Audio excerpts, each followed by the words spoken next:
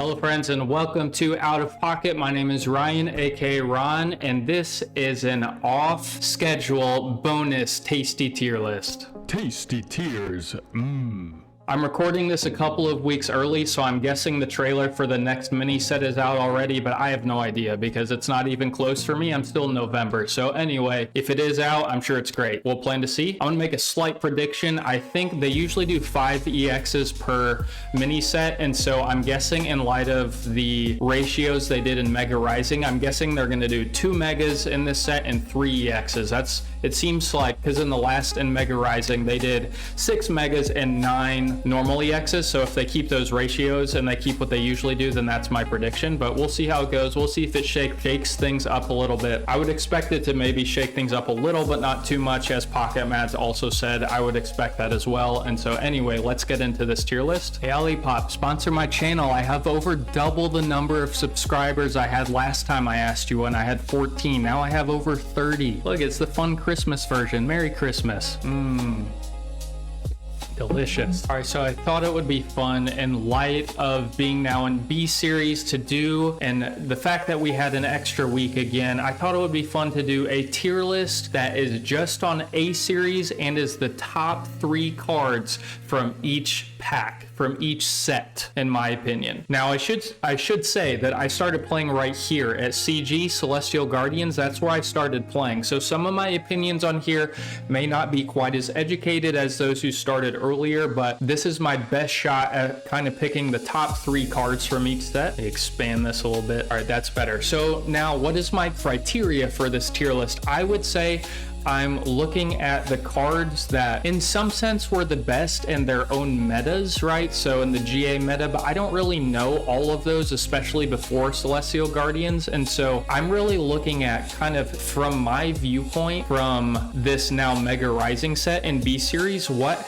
were the most impactful cards on the A series meta, on the A series game as a whole? That's kind of what I'm looking for. It's a bit nebulous. So like there are cards that were probably really good in Genetic Apex, like Mewtwo, for example, that aren't relevant anymore. And so that is going to be reflected to some extent on this tier list. So I think from what I heard, if I had just done a tier list on Genetic Apex, then, you know, at the beginning, then maybe Mewtwo would be on it. But spoiler, it's not on this one. So I'm really looking for cards that have stood the test of time as long as they have been out. And then when I get to Deluxe Pack EX, it's kind of like, what are the strongest cards that defined the A series? And so for each of these packs, I have 3 per pack, as I've said, but I also have 2 honorable mentions per set. And so we're going to go ahead and without further ado, jump right in and give little explanations for each one. All right, so first at number 3 for Genetic Apex, we're going to go 3, 2, 1. So we can do the bottom first to make it a little more suspenseful. I'm going to say the 3rd most impactful card in terms of A series from Genetic Apex is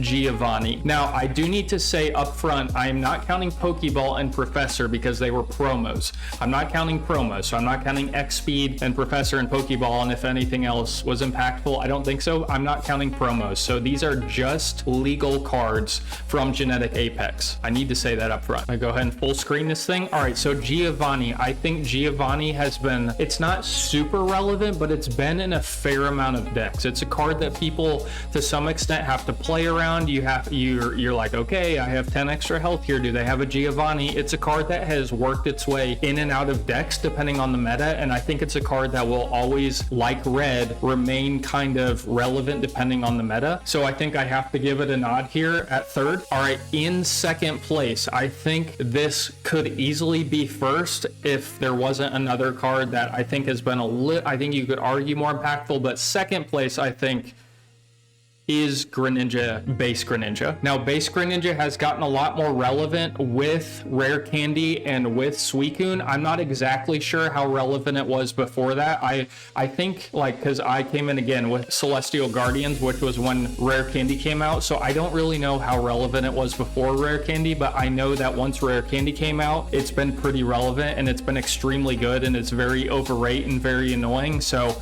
I think Greninja has it. I mean, I just played a deck last week on a video, a Greninja deck, and so it's still part of one of the best decks in the meta, and it might continue to be for as long as water is relevant. And so I think you have to give Greninja a nod at second place here for one of the most relevant cards and powerful that Genetic Apex put out. All right, in first place, you could debate this with Greninja, but I think if you consider the whole scope of the game, this card deserves first place. So we have Sabrina.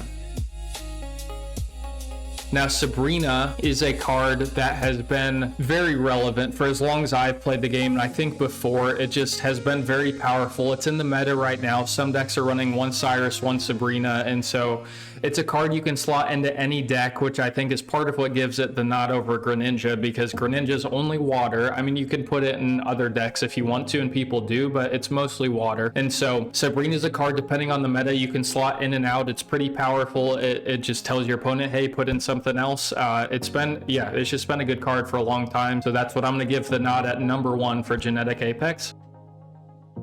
All right, my first honorable mention for Genetic Apex, and these are in alphabetical order, not in a power order. I'm doing 2 per set, is Erica. I think Erica is, yes, it's only for grass, but it's been a very important card for the grass class, if you will, the grass type as a whole. And so I think Erica deserves an honorable mention as one of the 5 best cards out of Genetic Apex. All right, next up, and lastly for Genetic Apex, we have Magneton.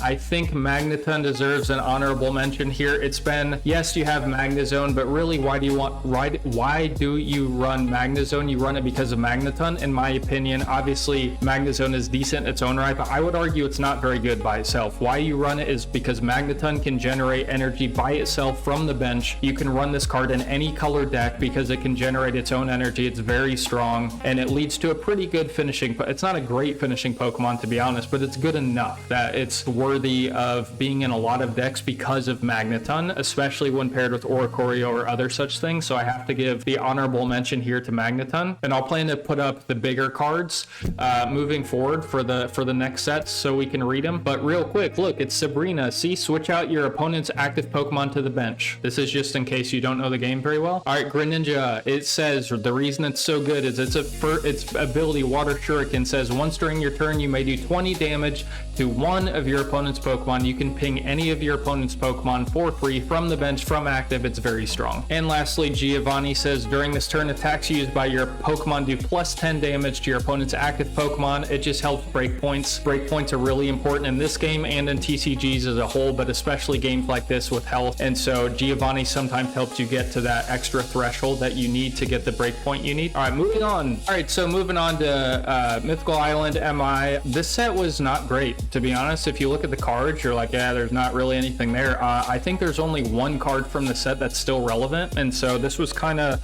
somewhat difficult for me to pick. I think I actually just changed it because I was looking at it and I was like, you know what, I think I might be a little off there. So at number 3, I have Gyarados.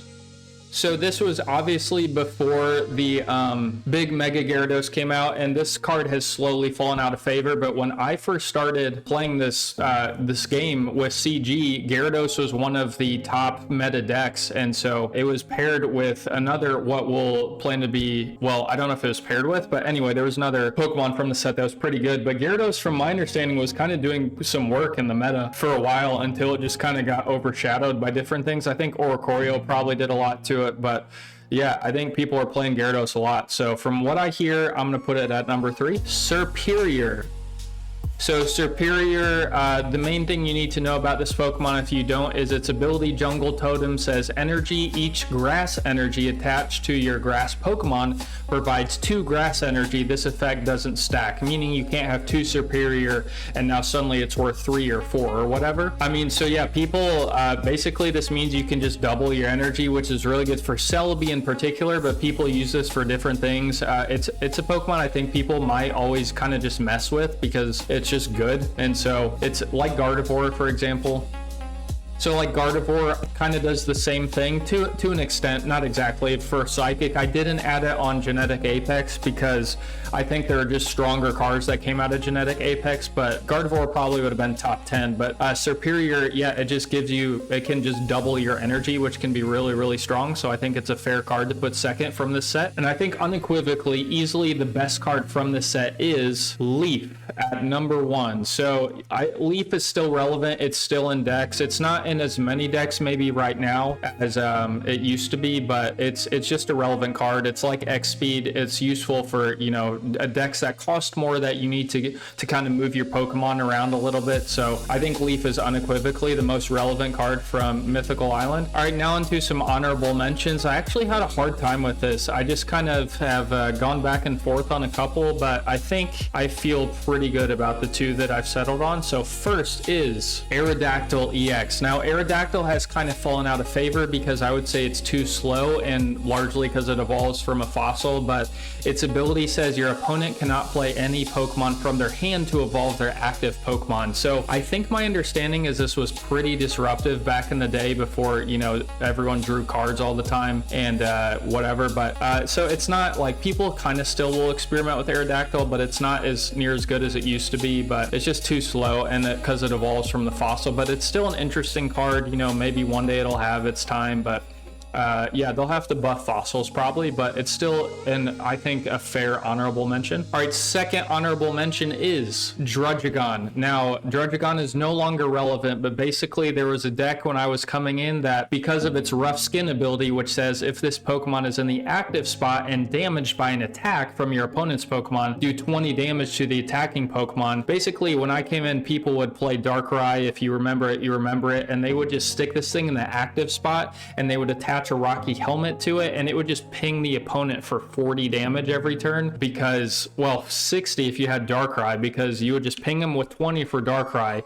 and then if they attack Druddigon, they would take 40 back, 20 from the helmet, 20 from its ability Rough Skin. And so this was a fairly meta relevant card when I came into the game, so I think Druddigon deserves an honorable mention. I debated briefly Marshadow and Mew as honorable mentions, because I think they've kind of had their time, but and Mew is always kind of one of those cards you could come back to and be like, oh, it's sort of relevant even in this meta maybe, but ultimately these are the two I'm going with. So this set's not super relevant, but let's move on to STS. All right, moving on to STS Space Time Smackdown. This set was a banger. This set had a ton of good cards. I think I do have 5 clear favorites, but there are some other cards in this set that are very good. The Magnezone that I was talking about from the Magneton from Genetic Apex actually was in STS here, so I missed that. But yeah, I think I feel pretty clear on my 5 here, but yeah, this set had some really good cards. So let's go to number 3. All right, so number 3 is indeed Rocky Helmet. Rocky Helmet says if the Pokemon this card is attached to is in the active spot and is damaged by an attack from your opponent's Pokemon, do 20 damage to the attacking Pokemon. So basically this card has just helped to kind of set the math for certain decks that need a little bit more damage to get to that threshold.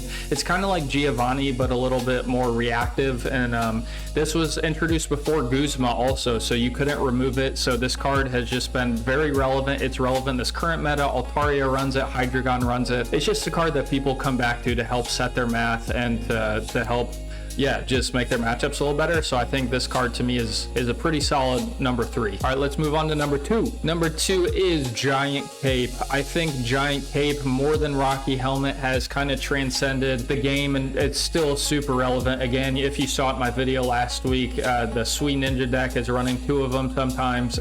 It just helps you get above those breakpoints. It's all about Giovanni, Cape, Helmet are all about those breakpoints. So the card says the Pokemon this card is attached to gets plus 20 HP, so it just helps you, you know, if you're like in this current meta, I have Pokemon that have 140 HP, and like Blaziken, for example, hits for 140, and so this helps me just potentially survive an extra turn, and that's just crucial a lot of times. So I think Giant Cape belongs easily here at number 2. Moving on to number 1, which is Mr. Cyrus. I debated putting Cyrus lower than like Cape, but I think Cyrus is just, it's just a powerful card, man. It just wins games. I would say it's probably a one of in almost every single deck that I'm aware of.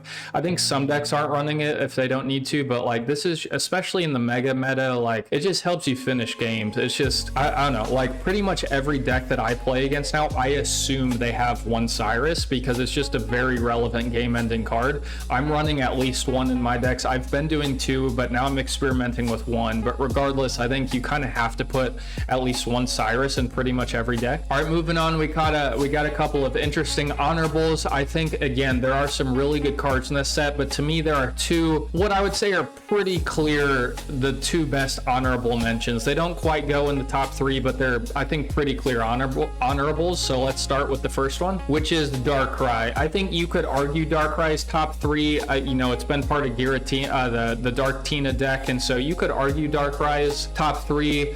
It's just because, again, it's a Pokemon that only goes mostly in dark decks. I think you could argue it's behind Rocky, Helmet, Cape, and Cyrus, because those have just made their presence known in a variety of different decks. But Darkrai has been very relevant. It is dipping in relevance, I think, a little bit right now because of the megas, but it's still a relevant card. It was extremely relevant in A series, and so Darkrai is my first alphabetically honorable mention, which leads to what I think is a clear another honorable mention from the set, which is Rampardos. Now, I think Rampardos, from what I've heard, and I maybe agree, it's kind of the main and possibly only reason to play fighting right now, because they need to give fighting something. They need to give it a baby ramp, or they need to give it just some better EX cards or a mega or something. They haven't, I don't believe there's a fighting mega yet, so it just needs more cards. So Rampardos is kind of like the shining star from fighting. You have Lucario, you have Donphan, whatever, but Rampardos is like, if you're gonna play fighting, Rampardos has kind of been the Pokemon to play if you're trying to compete. So I think it deserves a clear mention here on this honorable for STS. If it wasn't a fossil, it'd probably be top three, because it would probably just be breaking the game. But because it's from a fossil, it keeps it on the honorables. But again, very, very good card. All right, moving on to Triumphant Light. This set was not great either, but I think there are a few standouts. I actually just kind of revamped my opinion here as well, so you know, for whatever that's worth. But I think we have some clear favorites here. So at number 3, and this is partly because of a future set that they put out in the A series, I am going to put Leafeon. I think I didn't have this on my list before. I don't know why, but I think because of the Eevee Grove expansion especially, Leafeon is a pretty relevant card, and so you could argue maybe it's number 2. I think the two ahead of it are probably more relevant, but Leafeon's good, man. It's yeah, I think it's well deserving of this number 3 spot. Moving on to number 2, we have Miss Irida. Irida is just kind of a staple for a lot of water decks. It's very strong. You're gonna find it in Suicune, Greninja, typically at least 1, maybe 2. Very good card. Just has high potential. It helps keep breakpoints above breakpoints. It's just a staple for water. So you could argue it's lower, but yeah, I think a very strong card. Which leads us to number 1, which is unsurprisingly the main card of the set, Arceus. I think Arceus is probably clearly the best and still most relevant card from this set. It's not been in a ton of decks, but it always is kind of coming in and out. It's a really strong Pokemon. It's got a lot of fun pairing partners with different things. Yeah, it's colorless, so you can slot it in. That's arguably one of its main strengths. It doesn't get one-shotted by Blaziken because of its ability, which is relevant. So I think, yeah, Arceus is just a strong Pokemon. It hits for a lot. It's a little slow, so that's probably why it's not seeing a lot of play, but it's a Pokemon that's always kind of coming in and out of the meta a little bit, so I think it's clearly number 1. All right, honorable mention number 1, I'm gonna go with Crobat. I think I haven't seen a ton of it lately, but at least when I started playing a little bit after, Crobat was definitely around. It's pretty strong. Like when you have Arceus or Arceus EX in play, so usually Arceus EX, it does 30 damage from your bench or active to your opponent's active Pokemon. So it's a really strong card. It's a good Oricorio counter. It's really good in Arceus deck, so I think this deserves an honorable mention. All right, secondly, and I did debate this, I went back and forth, like there's Heatran Hisuian, there's Raichu. I know those were specifically kind of relevant in a couple Arceus decks, but I don't think they're really relevant anymore. I debated Garchomp because Garchomp's a pretty good card out of the set also, but at the end of the day, I'm going with Shaman. It's not a strong card offensively, but occasionally you'll see people use it because as long as this Pokemon is on your bench, your active basic Pokemon's retreat cost is 1 less. So it's kind of like if you don't want to, you know, load your deck down with Leaf or X Speed, you could just kind of put one of these in your deck and kind of shuffle in and out of your cards a little bit easier. So your Pokemon. So I think, I don't know, maybe I'm overvaluing this card, but I feel like this card you still kind of see randomly every so often, and it's not bad. So, you know, I'm a tentative honorable mention, but we'll keep it in here. All right, moving on to Shining Revelry, which is where I started the game. I came in at the tail end of SR, so it's a set that's fun for me. It's near to my heart, so to speak, for Pokemon Pocket because it's when I started. I really have liked Beedrill a lot. I've tried to make it work. I haven't really, but Beedrill is a Pokemon that I've really enjoyed, which came out in SR, so it's not on the list, don't worry, but a special set for me in some sense. But anyway, let's jump into the top 3. So first is, well, number 3 is the old PCL, Pokemon Center Lady. This is a card that hops also in and out of decks depending on the meta. Very relevant card. It might stay relevant for a long time. It just heals generally for 30, and it occasionally relevantly heals of a condition such as a burn or something of that kind. So yeah, it's a solid card. I don't think it necessarily should go higher. You could maybe argue it at 2, but I think 3 is a good spot for it. All right, number 2, Mr. Red. Red is a card that says during this turn, attacks used by your Pokemon do plus 20 damage to your opponent's active Pokemon EX. So like Giovanni, this is a card that goes in and out of decks depending on the meta. It helps people get to that threshold, that break point that they need to combat certain Pokemon. And so this is a card, I think it's a little stronger meta-wise, been a little more relevant probably than PCL. Maybe not, but I think you could argue it's been a little more relevant and maybe will continue to be, I'm not sure. So yeah, so I think Red is here at number 2. And let's move on to what I think, if you know this set, is the clear number 1, which is Giratina EX. Giratina EX has just been, yes, it's Psychic Pokemon. It's our second Pokemon to make number 1 on a list with Arceus coming in TL, but Giratina has just in many ways defined this game specifically for A series. It's just been in so many different decks, specifically Darktina, Darkrai, and Giratina was just a deck that dominated a ton of the A series meta ever since it came out in Shining Revelry. And so it's just, yeah, it's a card. I think it clearly is number 1 most impactful card on the game from this set. It's still somewhat impactful, less than it used to be, but it's just a card that really defined in many ways the A series. All right, let's move on to honorables. Actually changed this one around a little bit too. I had Wigglytuff, but I was like, nah, I don't think that's quite relevant. So I'm gonna go with Stokesard. I think Stokesard, it's not really relevant right now, but it's the type of Pokemon, it's just really powerful, especially with Rare Candy. It's not very good at all without Rare Candy, to be honest, but with Rare Candy, it's pretty good. And yeah, so I think obviously Rare Candy wasn't out when it came out in Shining Revelry, but it came out the next set. And so this is a card that's been at the top of the meta. It's pretty strong, so I think it deserves an honorable mention here. Second honorable mention is Meowscarada. Now I debated putting Pikachu EX here, the one that does 150 and discards all of its energy, but I think Meowscarada is maybe not more relevant right now, but I think in general is more relevant.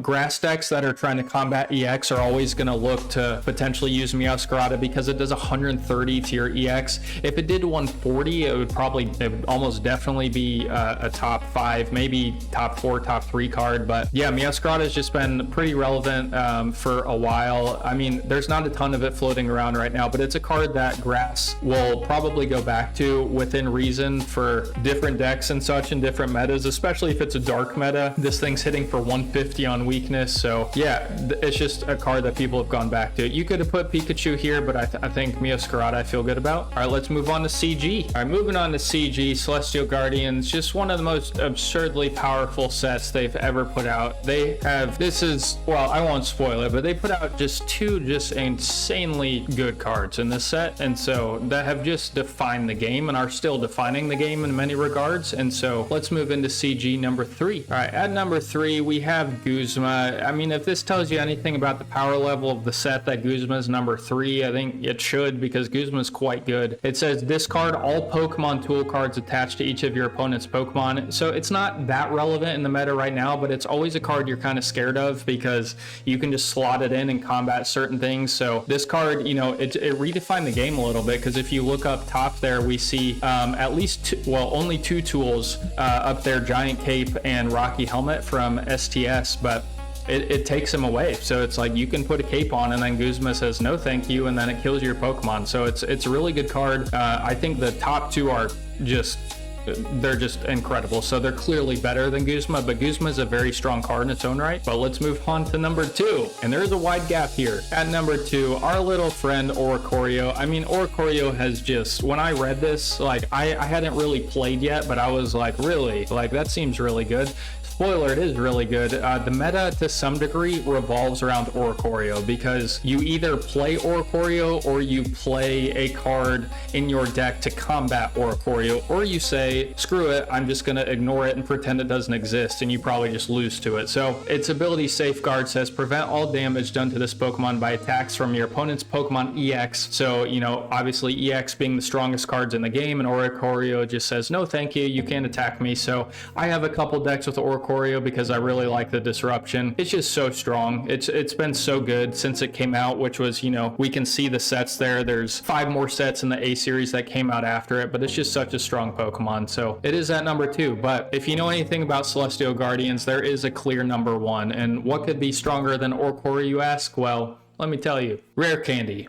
Rare Candy's number 1. So if Oricorio, the whole game has to be aware of it and kind of play around it, if that's what Ori does, Rare Candy totally changed how the game is played. So Rare Candy basically, I won't read the whole thing, if you know, you know, but Rare Candy basically says you can skip your stage 1 evolution and just evolve straight from your basic Pokemon into your stage 2. So it just has totally changed how the game is played. It has made stage 2 Pokemon relevant where they were no longer relevant, like Stokesard was not relevant to my understanding, and it became relevant because of Rare Candy. It's just a card that has totally changed how the game is played. I mean, it's a 2 of probably in every single deck running stage 2s. It's a 2 of in all of my decks running. It's just a busted card. It's incredible. It's totally changed the way the game operates and made stage 2 relevant again, because I think they weren't as relevant before. So Rare Candy, one of the best cards in the game. All right, first honorable. Well, first, I want it to be said that I took out Solgaleo and Decidueye. I considered Decidueye. I had Solgaleo on this list, but I did a little more thinking, and I think these 2 belong a little bit more in the sum total of A series. So first is Miss Lily. Lily says heal 60 damage from one of your stage 2 Pokemon. So just as Rare Candy has changed the game, Lily hasn't changed it in the same sense, but you often will find a Lily in a Rare Candy deck because it just heals an absurd amount, especially when, you know, your Pokemon has over 150 HP or close to 200. Lily just basically says you're gonna have to hit me 1 more time, and if you have 2 of them, you're gonna have to hit me 2 more times. A lot of times it's just a strong card. It's in a lot of tanky decks, so I think it deserves an honorable mention. And number 2, and this is the card I put in place of Solgaleo, I think it's fair. As strong as Solgaleo is, it's not seeing much play. It has seen a fair amount of play. It's been relevant, but I think this card's a little more relevant. Poison Barb. So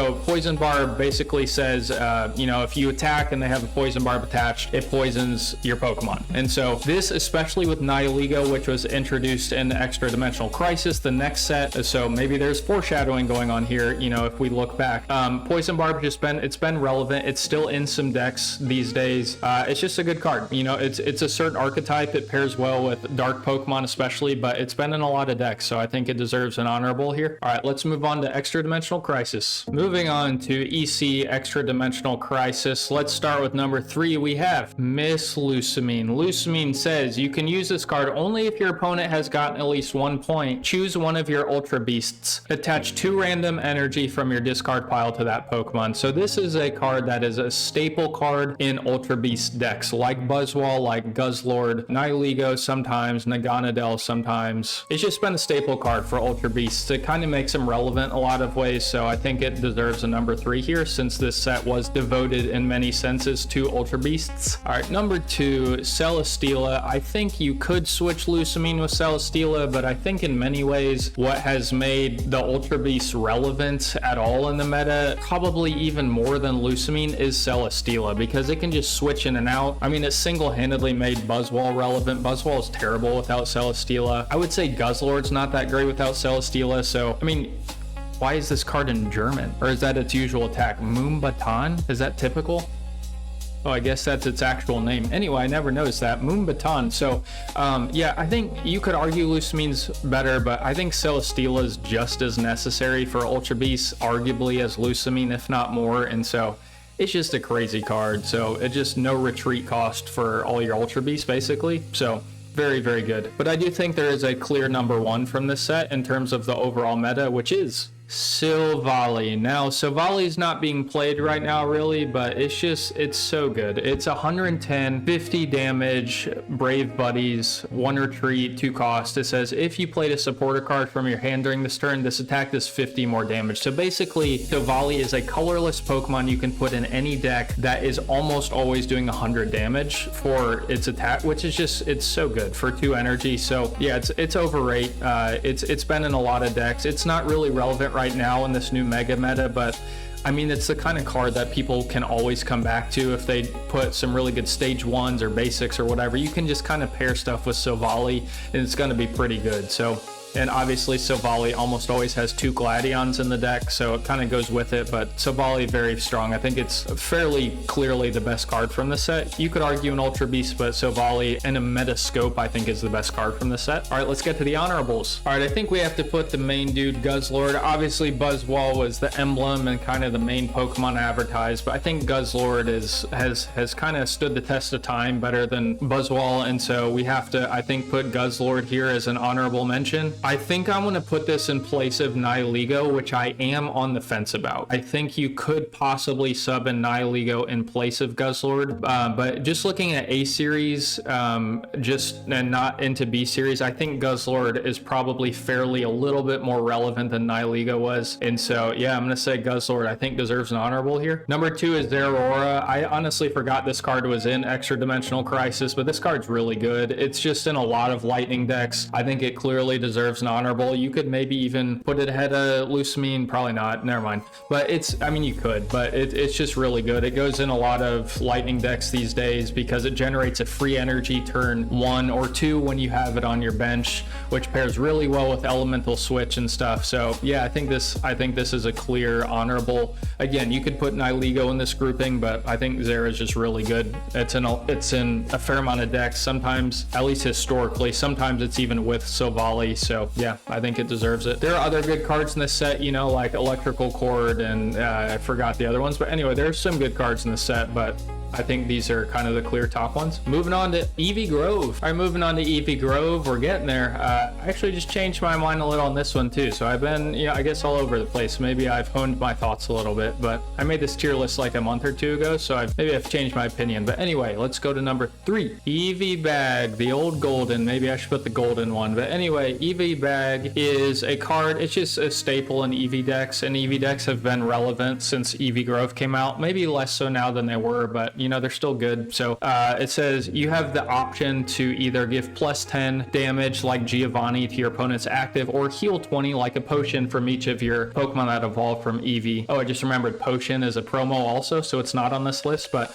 anyway, Eevee Bag, it's good. It's kind of a card you would probably never not run in Eevee decks. So I think Eevee decks might be relevant for a while. So Eevee Bag, number 3. Number 2, and I think clearly the more I think about it, is Eevee EX. Eevee EX in and of itself is not good, right? But the reason it's been so relevant and so game-changing in many ways is because it can evolve into an Eevee evolution, which in and of itself is not that good, but the reason it's so good is because you can run this with a base Eevee, meaning you can run 4 Eevees, meaning you can run 4 Eevee evolutions or Eeveelutions. hands, if you will. And so it's the only one of its kind so far currently, and I think that alone has made it just an extraordinarily flexible Pokemon that can go in so many different decks. And obviously it makes EV decks that are wholly focused on EV really strong. So it just kind of changed the game in some regards. So EV at number 2, but there is a clear number 1 here as well. If EVEX changed the game, Sylveon EX changed it even more. They obviously pair with each other, but Sylveon EX just threw the game wide open in many regards. It kind of set the pace for what the game has become in many respects, which is a lot faster. And so its Happy Ribbon ability says once during your turn, when you play this Pokemon from your hand to evolve one of your Pokemon, so when you evolve Sylveon onto an EV, you may draw 2 cards. So basically when it came out, it said,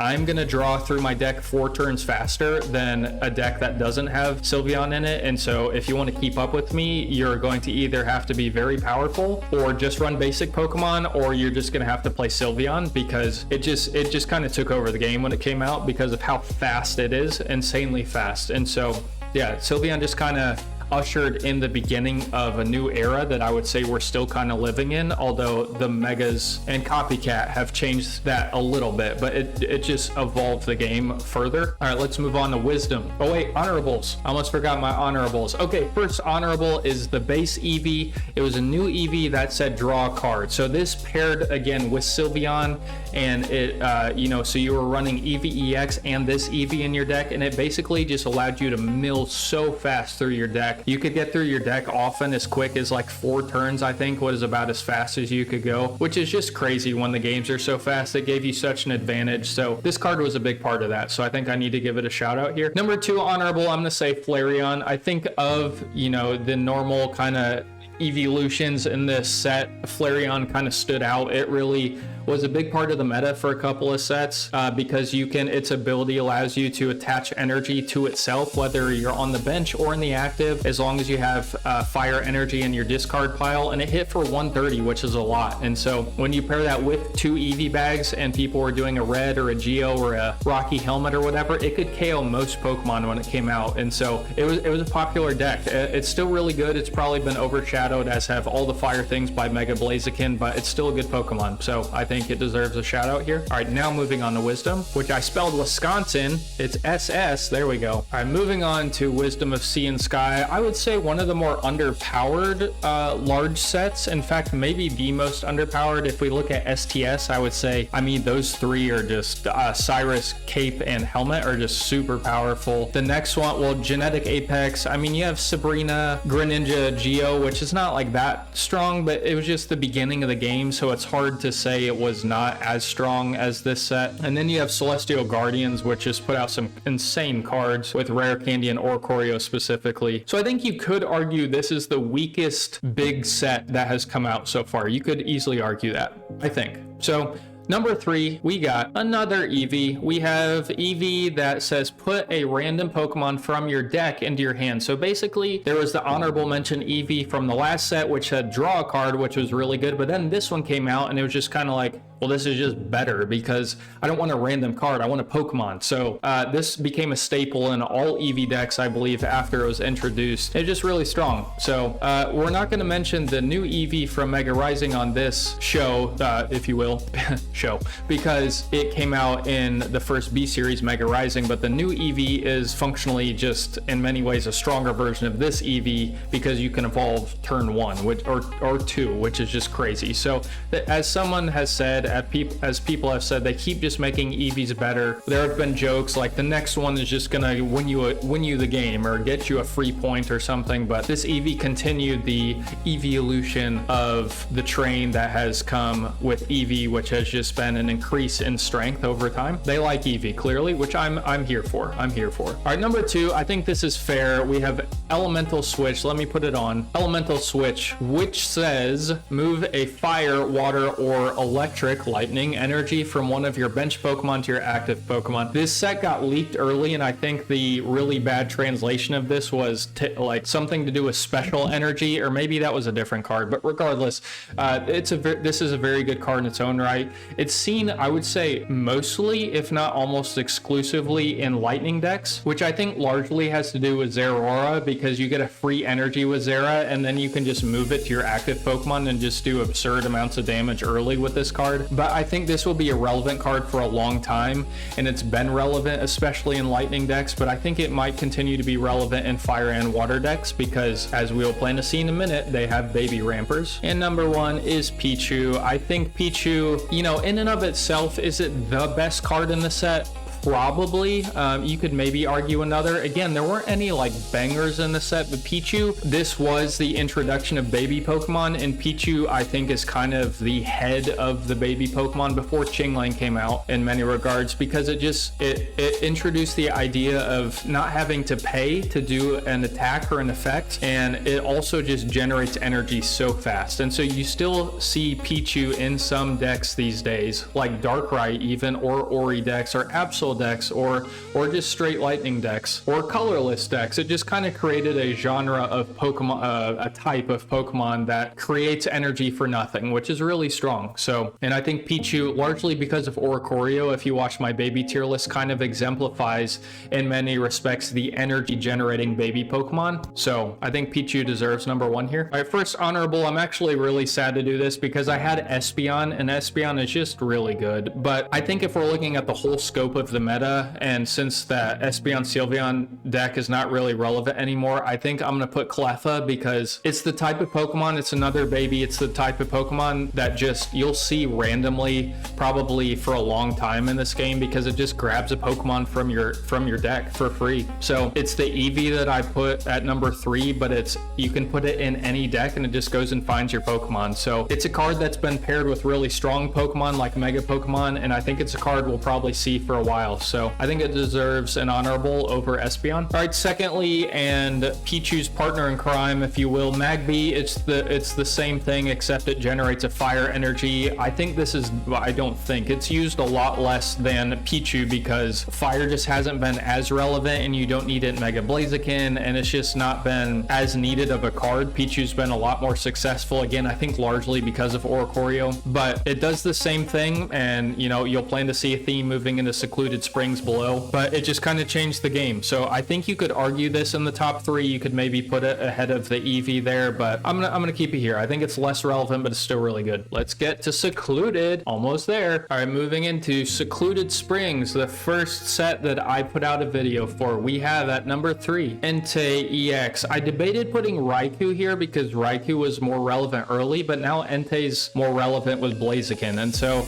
I mean, you could probably put one or the other, but I think Entei currently, I would say you could put Raikou. In fact, this is because I'm doing A series, let's put Raikou. Sorry, let me be consistent. I think Raikou was more relevant in A series, though Entei is more relevant now. So let's just keep Raikou.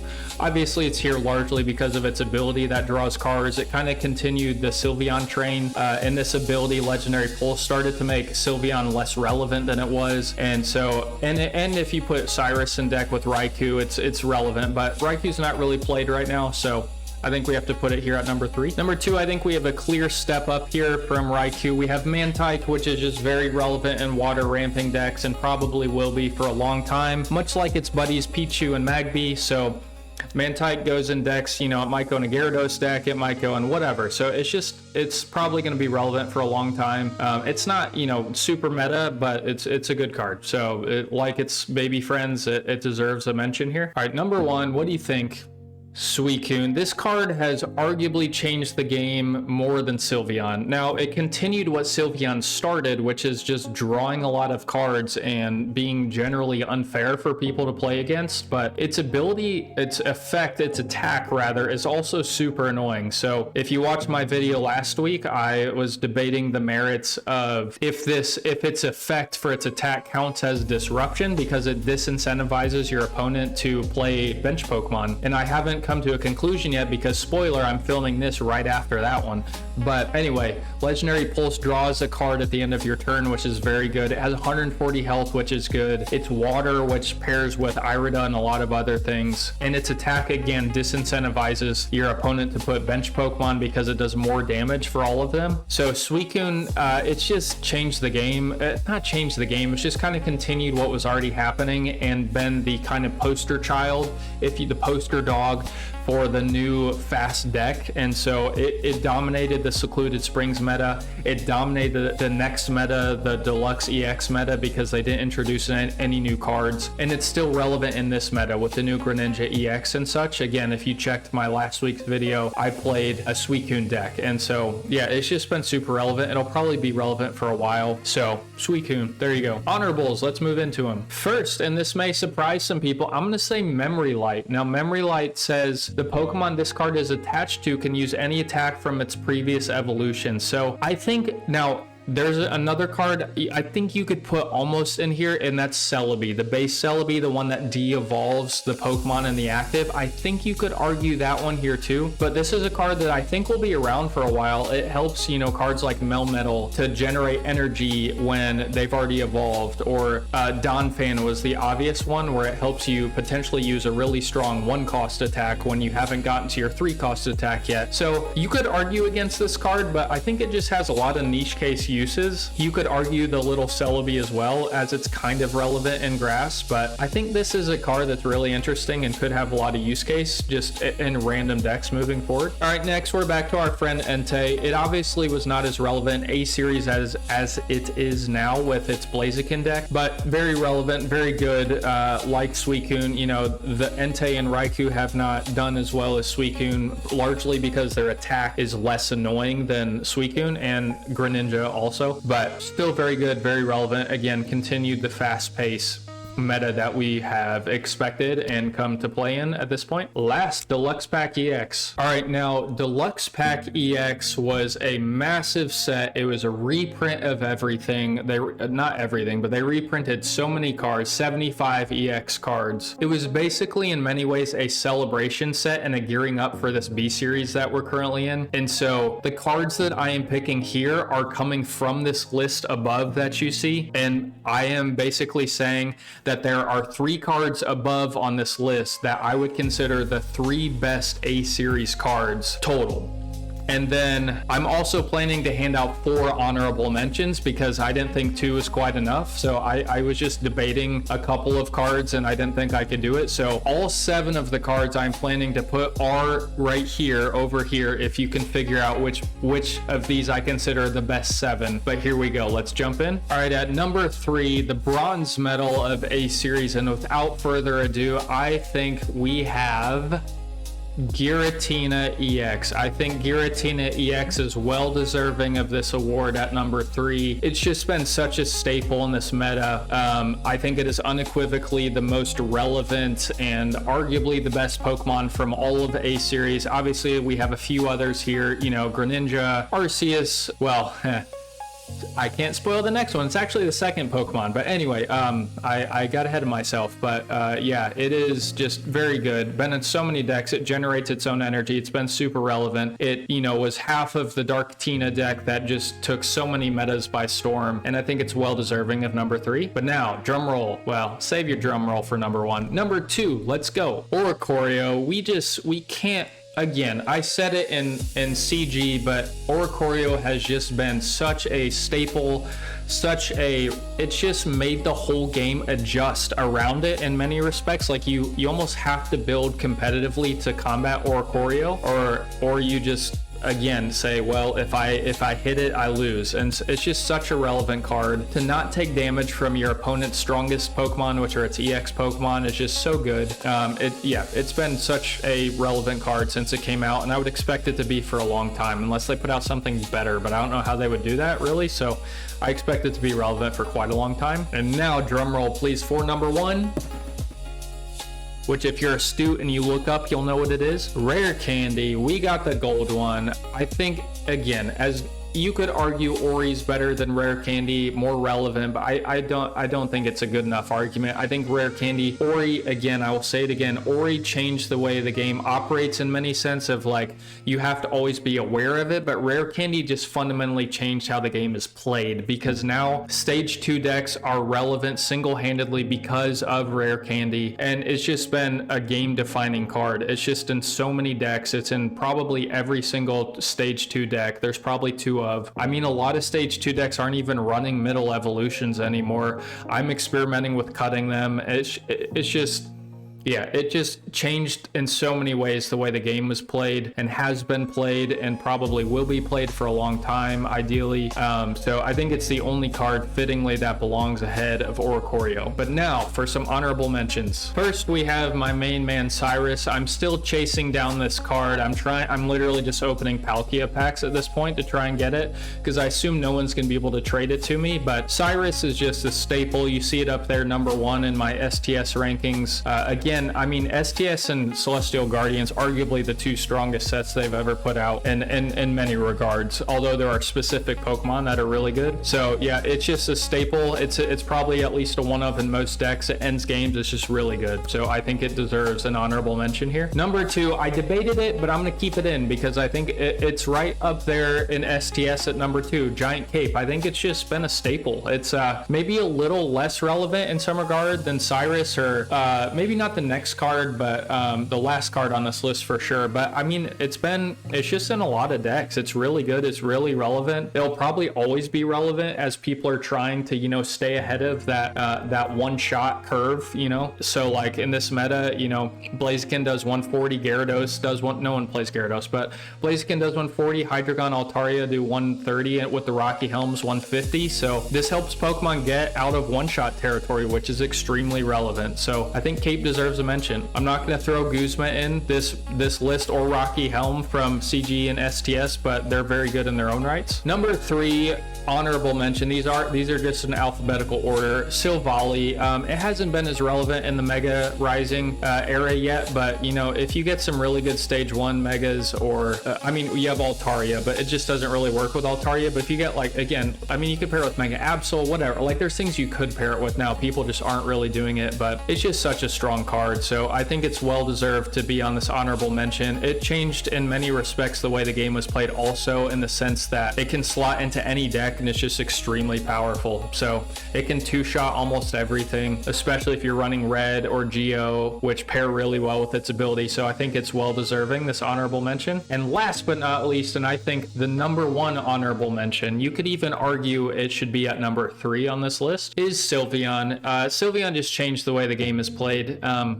It just changed the way the game is played. It sped the game up in a way that it hasn't come back from. And so obviously it's not being played as much right now, but I think, it's just continued a trend, started a trend, and now continued a trend of just getting faster, which actually I'm going to add an honorable mention. I've been tweaking. I'm going to tweak one more time. Because of this card, I have to add one more honorable, and that is, of course, Suicune EX. It's just because of Sylveon, it's kind of similar. It's drawing cards, but it's a way better attacker. It's way stronger. It has better pairings in some sense with Greninja. So it's just, I think you have to also, my bad, add this as an honorable mention here. So the only honorable mentions I'm missing that are number 1 on this list are Pichu. I think it's fair not to put it on this top list. Let's see what else. Arceus, I think that's fair also. And then Leaf and Sabrina. I mean, you could definitely put Leaf or Sabrina, but or Sabrina specifically, but I think they don't quite belong on the honorables. So I think Suicune will go ahead and round it out here, as it has just set a different kind of bar offensively for what decks are capable of. All right, that's it, friends. That was a longer video than I was expecting. That was a long little filming session with recording the previous video too. But anyway, thanks for sticking with me. That was fun for me. Ideally, it was fun for you as well. Let me know your comments if you have any. If you're watching, I would be happy to hear them. I will plan to put out a set reaction and pack opening for the newest set, whatever it's called, because I don't know yet, for the one that's supposed to be coming out in a few days, to my knowledge, currently at the end of November. But thanks again for watching. Really appreciate it. Gotta go hang with the fam. Olipop, I'm still here. Merry Christmas. See ya. Well, it's a little early. I'll plan to wish you Merry Christmas later, but good afternoon, good morning, good evening. Bye-bye.